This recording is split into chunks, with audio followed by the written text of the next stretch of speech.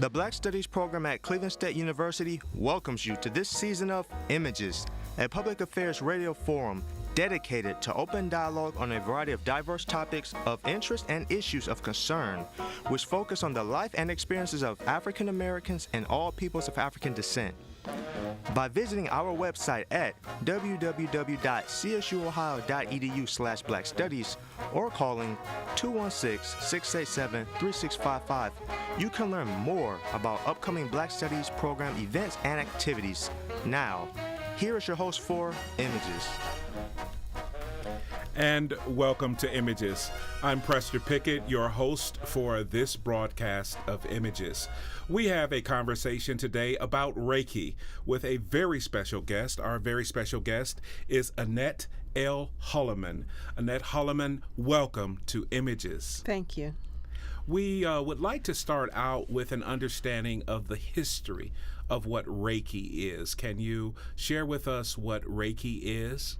Yes, I actually learned there are a lot of different versions of Reiki out there, but the one that I learned was under Dr. Usui, which is a Japanese version of Reiki, which for me, when I'm teaching Reiki, Reiki is about learning about the power within self, how to heal your own self, how to tap into everything that's already inside of you. So a lot of times people think outside and want to heal themselves outside, but everything we need is inside. So by using Reiki, I teach my students how to tap into self, how to wake up the power within, and how to recognize that who they truly are. Now, with, again, the actual history of Reiki, this is, to my understanding, an art form that is originated out of Japan. Can you give that type of history in the conversation of what Reiki is? Well, it wasn't originated. Dr. Usui, which is the version that I've taken, was in meditation, went up into the mountains and went into meditation. And this healing modality came to him. So he taught that, and then it was brought to the United States, and it's been taught here. But there's so many different versions of Reiki out there, which, if you look at it, there is a comedic Reiki.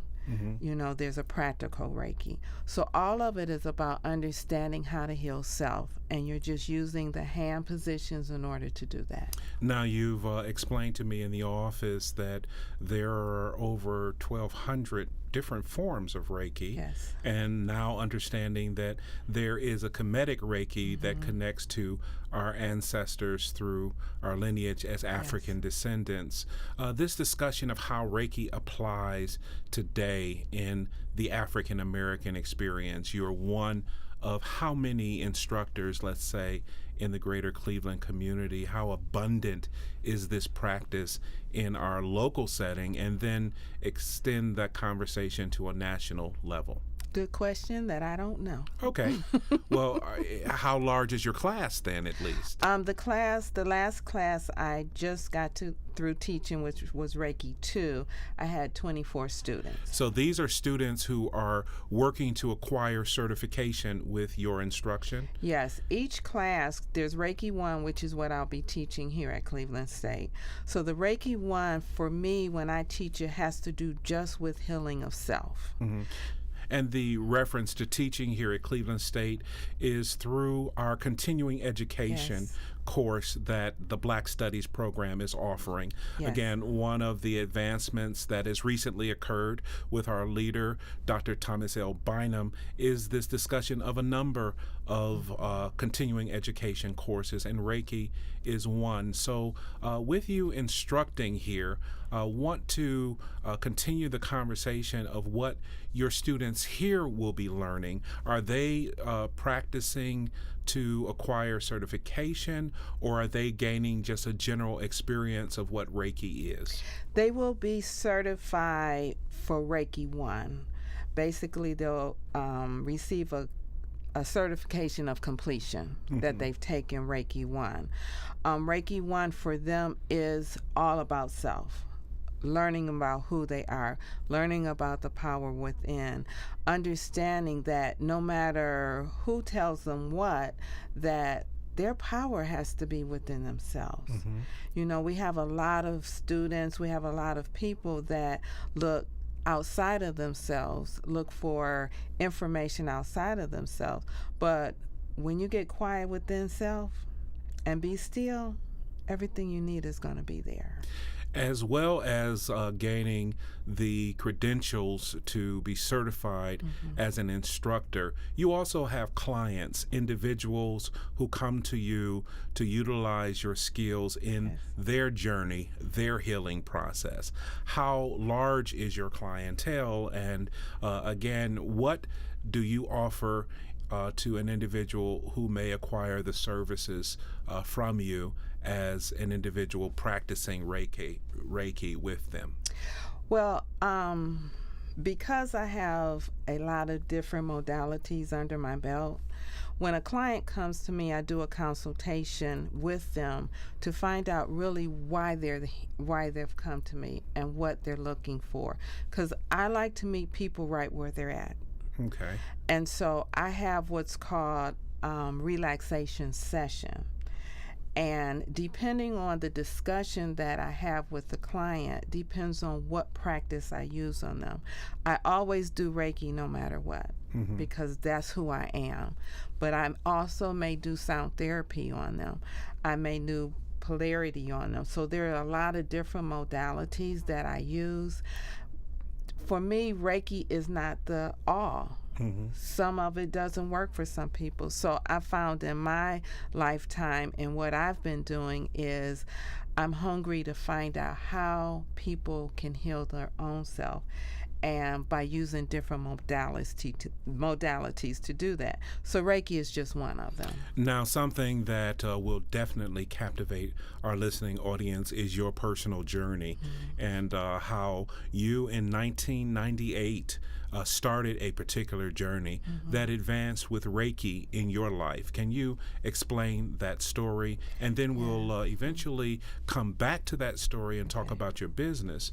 So can you explain the story of how Reiki entered your life? Well, I had surgery and I had a lump removed from my breast. And 3 months after that, I felt worse than I did before I had the surgery. So I went back to my doctor and they did all these tests.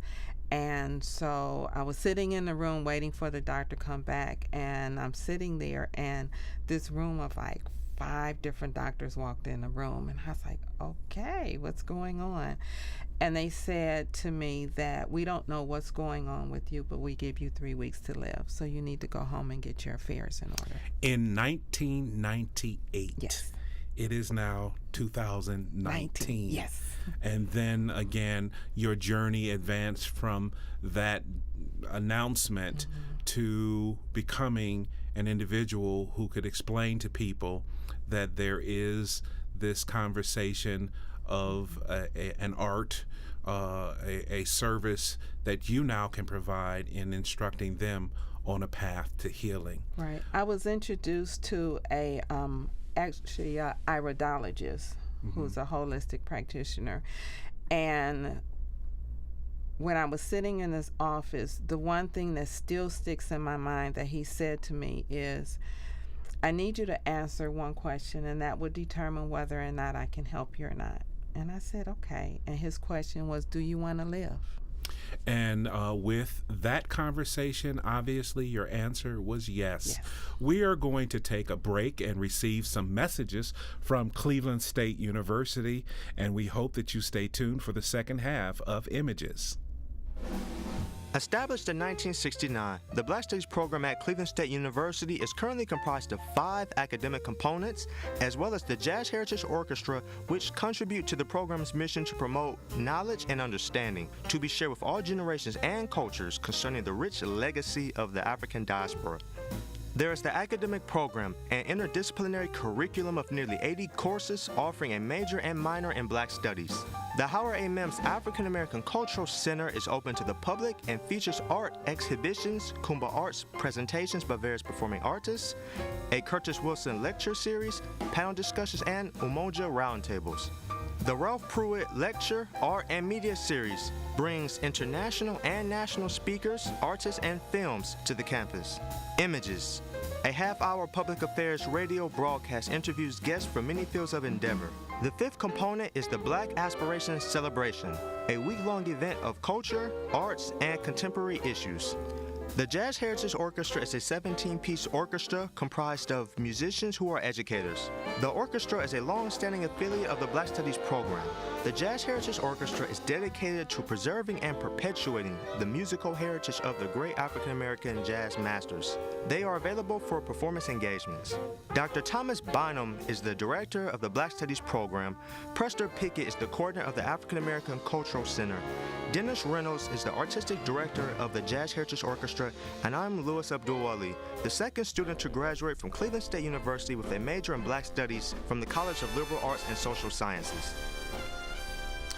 And welcome back to Images. I'm Prester Pickett, your host for this broadcast of Images. We are in a conversation about Reiki. We've opened up a discussion about the history of Reiki and then understand that Annette L. Holliman is a certified Reiki instructor. We're now learning again that you had a particular journey that started with Reiki after you received a diagnosis. A discussion that you needed to prepare to think that you, in 1998, would only have 3 weeks to live. Yes. Picking up on that conversation, wanting to understand now, after you leave the doctor's office and those number of physicians come to you, when do you now start to learn about Reiki and have the conversation there about this art form that you now practice? Well, actually, what happened was when I got home, my best friend Diane had called me, and she told me that God had told her to call me. So she said, "What's going on?" And I said, "I'm good." She says, "Annette." And so I told her what the doctors had told me. And she said, "Well, you've been talking about doing the holistic way, and the mother of the church has been talking about a practitioner." And so I called and made an appointment, and he so happened to just have a cancellation, so I was able to get in the next day. And went to see him, and we had the conversation. And what I found out from him was that my system was shutting itself down, that my colon was so toxic that the poisons was running all through my system, and it couldn't handle it, so it was shutting itself down. And so he put me on a lot of different herbs and different things. And again, with the question, do you want to live? And what I found out for the holistic piece is that the physical body is just the instrument. Our thoughts are things, and those things become our reality. And our emotions will drive that. And so because I had such thinking and such negativity, that my body was giving me how I felt about myself. And so I was introduced to Reiki, and I took Reiki 1, and that led me to a path of understanding that if I wanted to live, that I needed to know who I was from the inside out. I needed to understand that my emotions govern everything about me. I needed to understand that there was a part of me inside that had a power and a gift that could heal my own self. And Reiki is how I learned that and led me down that path in order to heal my own self. And from there, to learn how to do Reiki on others, and then from there to teach it.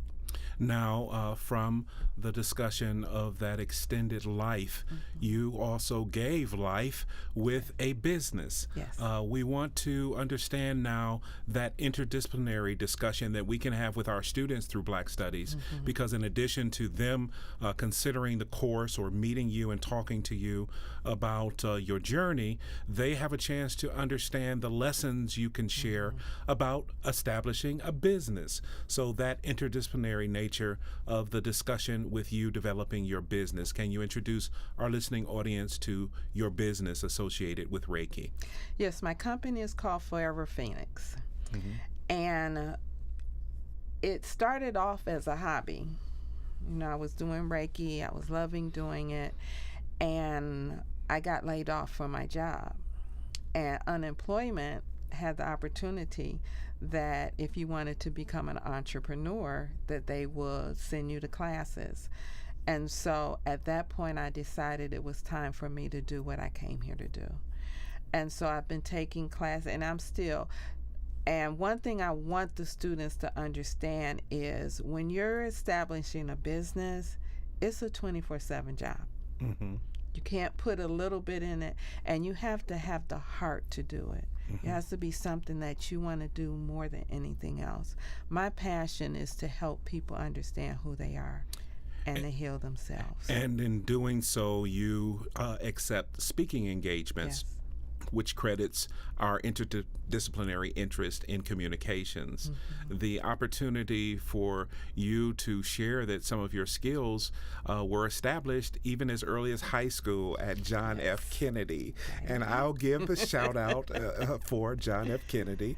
As a rebel, I'll share again the excitement to think that an individual who received a Cleveland public school education, Cleveland Metropolitan Schools, can applaud your success now at this time. How early might Reiki get introduced to students in education from kindergartner up through the 12th grade? What grade would be most appropriate to introduce this, and what grade have you been associated with working with if there are any younger members who have experienced your lessons with Reiki? My youngest group of students were 4 and 5. Okay.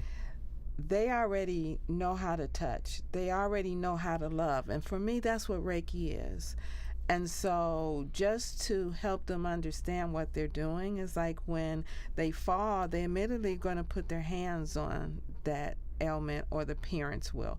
And so as young as 4 and 5, I've actually taught students how to do Reiki on themselves, on the animals. The animals love Reiki.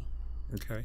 Now, in the African American experience, we hear about a laying on of hands very early in our experience. So can you connect us to that thought, and is this something that connects to Reiki as well? Yes, basically the laying on of hands, the difference, at least for me, is that Reiki becomes a laser. And so when you're laying on of hands, you're specifically sending love throughout their body. I'm not doing the healing.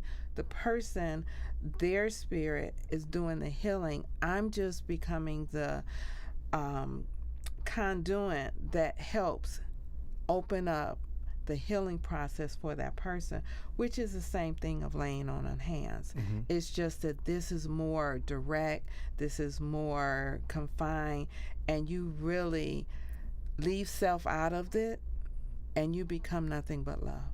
So it is seeming as if there is a science in the conversation of what you're doing and less of a religious practice. So let's get around to you debunking myths. Are there myths about Reiki that you address and advance our community into gaining a better understanding of what Reiki is as well as what Reiki is not?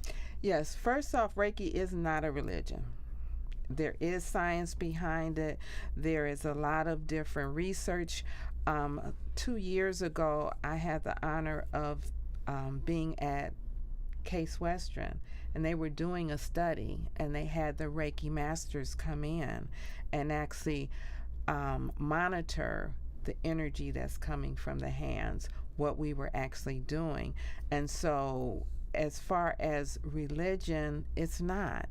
You know, it's a science, it's an understanding that the power within the body can heal itself. We just need to understand how to use it.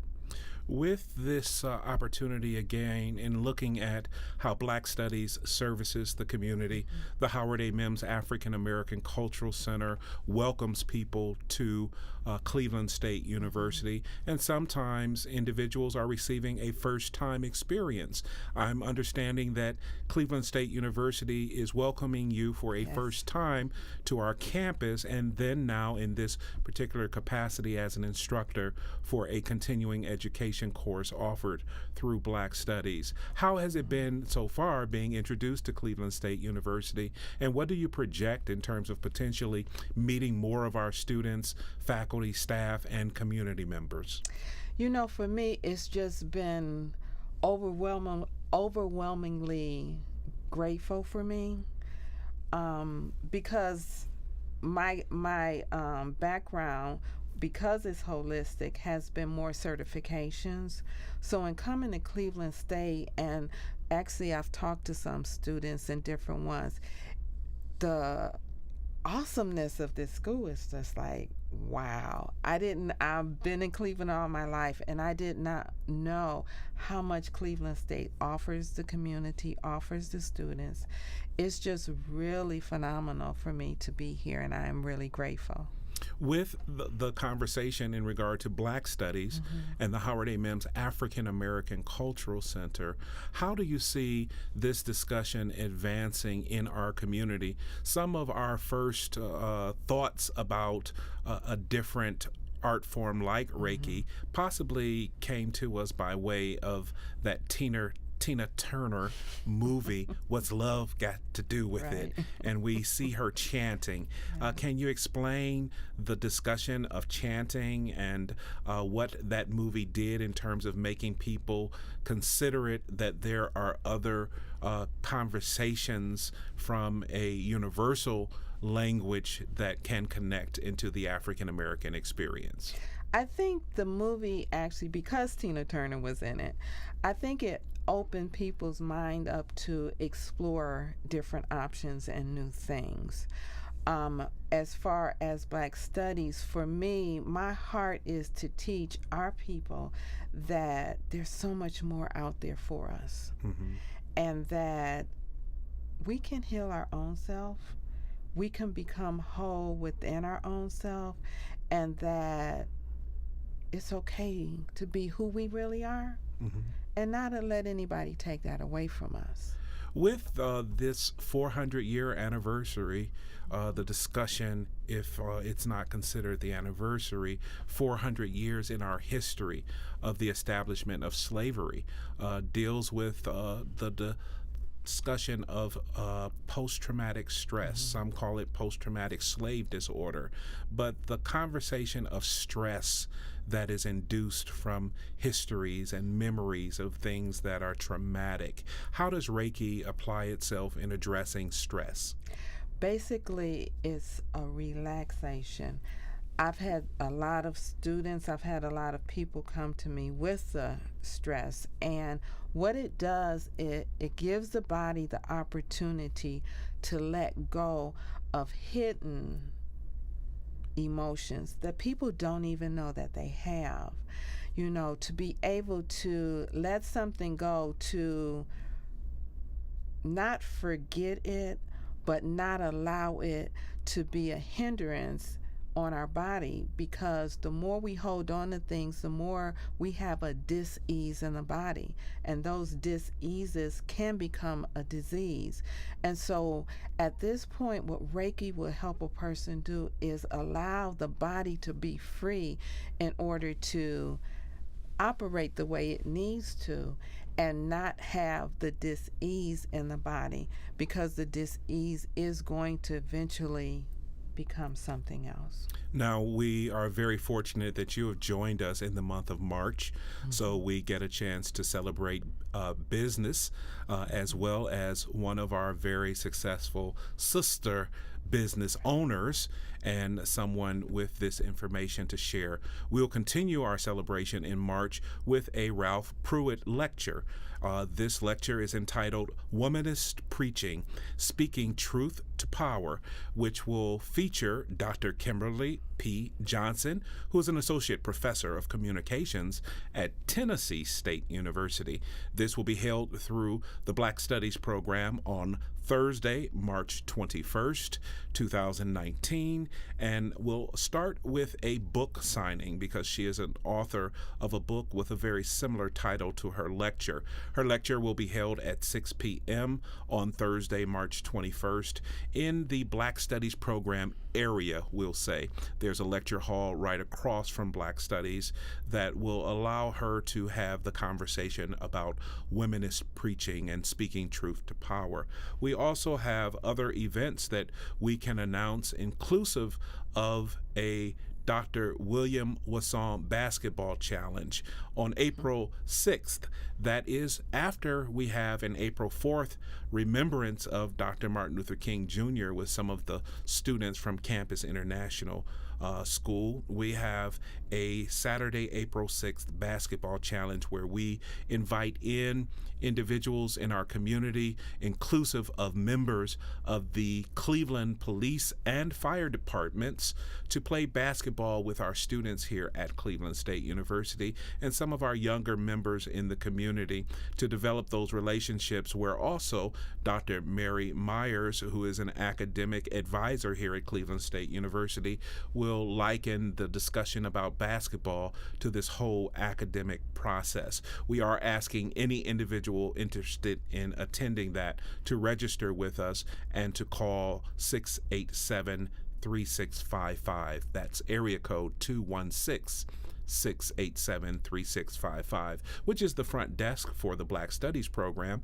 where you will possibly be received with the voice of a new person that has joined us, LaDonna Simmons. LaDonna Simmons is our new administrative secretary with Black Studies, and she will receive your information to register you for that basketball challenge. Even if you're not playing, we need you to register as a spectator. Another event is our Bridges to Africa celebration, which is later in April 26th, a Friday at 6 p.m. We have a Francophone celebration. That Francophone celebration allows us to have a discussion in French with Dr. Mamadou Seck.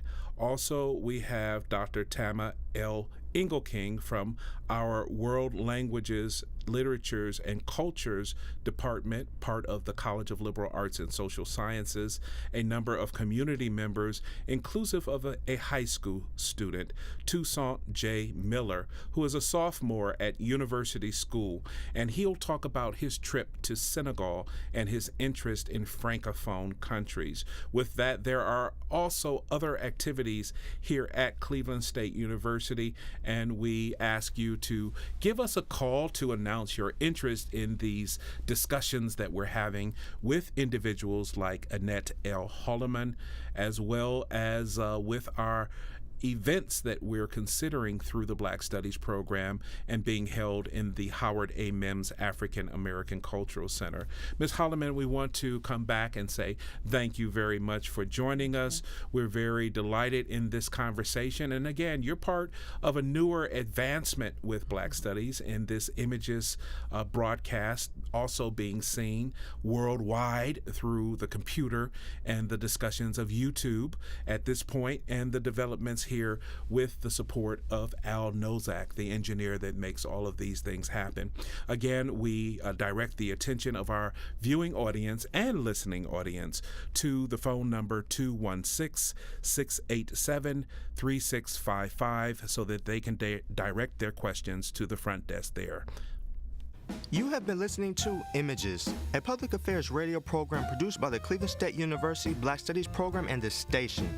The opinions expressed were those of the participants and do not necessarily reflect those of Cleveland State University, the Black Studies program, or the station. We hope you have enjoyed the music performed by the Jazz Heritage Orchestra. If you are interested in finding out more about the Black Studies program, call 216-687-3655 or visit our website at www.csuohio.edu/blackstudies.